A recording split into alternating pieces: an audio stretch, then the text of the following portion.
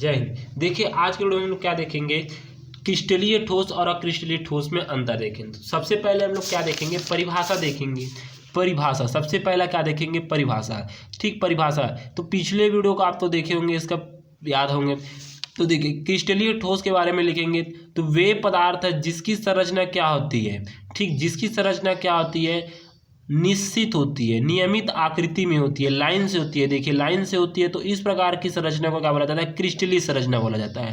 ठीक, यहाँ पर देखिए वे ठोस पदार्थ है जिसमें परमाणु नियमित रूप में व्यवस्थित होते हैं, उसे क्रिस्टलीय ठोस कहते हैं। ठीक, नियमित मतलब नियमित कैसे, जैसे कि छात्र है, स्कूल के छात्र है, जब प्रार्थना करते हैं तो कैसे लाइन से खड़े होता है, ये इस प्रकार से ऐसे लाइन से खड़े होते हैं। जब जनगण मन अधिनायक जय भारत भाग्य विधाता जब गाते हैं तो इस प्रकार से ऐसे लाइन से खड़े होकर हम लोग लाइन से खड़े होकर गाते हैं। तो इस प्रकार की संरचना को क्या बोला जाता है, क्रिस्टलीय संरचना। और यदि वहीं बाजार या मार्केट में आप जाओगे, ठीक, तो कैसे व्यक्ति अलग अलग खड़े रहते हैं, अलग अलग मतलब रेंगते हुए आपको दिखाई देंगे, अलग अलग। तो इस प्रकार की संरचना को क्या बोला जाता है, अक्रिस्टलीय ठोस बोला जाता है। वे ठोस जिसमें परमाणुओं की संख्या निश्चित व्यवस्था में नहीं होती है अक्रिस्टलीय ठोस कहलाती है। ठीक, अब देखिए इसकी गलनांक किसे कहते हैं। ठीक, गलनांक देखिए जैसे कि ये प्लास्टिक है, यदि इस प्लास्टिक को मैं क्या कर लूँगा, जलाऊंगा, ठीक, जला दूंगा तो ये जल्दी जल जाएगा, ठीक, जल जाएगा। और जैसे कि देखिए इसके नोट को, यदि मैं इसको जलाऊंगा तो जल्दी जलेगा क्या, नहीं जलेगा ना। तो इस प्रकार की इसकी गलनांक क्या होती है, निश्चित होती है। जैसे कि मान लीजिए जो ये पेन है, ठीक, ये पेन है, जो इसका नोड है वो मान लीजिए 100 डिग्री सेल्सियस पर 200 डिग्री सेल्सियस पर क्या होगा, गलना शुरू होगा इसकी। ठीक, जो ये नोड है ये लिखा रहा है, ये लिखने का ये चीज़ है, तो ये क्या होगा 200 डिग्री सेल्सियस जब आग को हम लोग जलाएंगे, आग को बढ़ाएंगे 200 डिग्री सेल्सियस, तो ही ये क्या है, गलना शुरू होगा। और लेकिन इसकी आकृति निश्चित नहीं होती, गलनांक मतलब जलाना। यदि ये कभी 50 डिग्री सेल्सियस पर गल जाएगा, ठीक, मतलब जल जाएगा, या तो 40 डिग्री सेल्सियस पर या 100 डिग्री सेल्सियस पर जल जाएगा।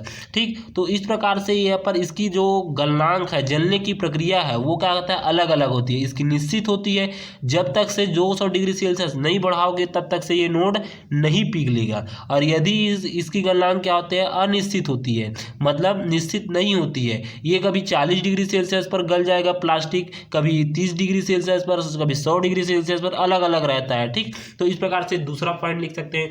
तीसरा पॉइंट देखिए, ये विसंदैशिक होती है, अर्थात इनके भौतिक गुण जैसे कि ऊष्मीय चालकता, ठीक, ऊष्मीय चालकता, विद्युत चालकता अलग अलग होती है। ठीक, जैसे कि आप देखना दो धातु होते हैं, मतलब क्रिस्टलीय पदार्थ में, जैसे कि आप तांबा देखना, तांबा की जो करंट जाने की प्रक्रिया है वो अलग रहती है।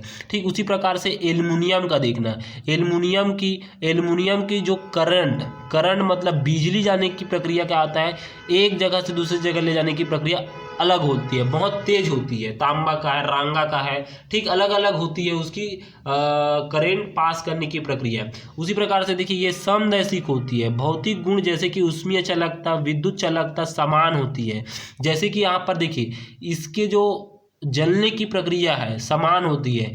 यदि आप यहाँ पर जला रहे हो तो वो जलते जलते क्या हो जाएगा, समान रूप से जलते जलते चला जाएगा। ठीक, तो इसकी समान होती है, ठीक, और इसकी असमान होती है। ठीक, उसके बाद देखिए इसका उदाहरण देखनी है, सोडियम क्लोराइड, कैल्शियम ऑक्सलाइड इत्यादि है। इसका सिंपल उदाहरण क्या है, कांच है, रबड़ है, प्लास्टिक है। ये तो प्लास्टिक दिख रहा है आपको, प्लास्टिक है, कांच है, रबड़ है इत्यादि, ये इसके उदाहरण है। ठीक, तो इस प्रकार से आप 4 लिख सकते हैं। और आप और भी लिख सकते हैं, चित्र, यहाँ पर चित्र बना सकते हैं। ये लाइन से खड़ा रहता है, लाइन से रहता है एकदम सीरीज वाइज में, ठीक, ये लाइन से रहता है और ये लाइन से नहीं रहता है, छिदिर बिदिर रहता है ऐसे ऐसे। तो इस प्रकार से चित्र आप बना सकते हैं इसमें। ठीक, तो इस प्रकार से यहाँ तक बनाना है। ठीक, धन्यवाद।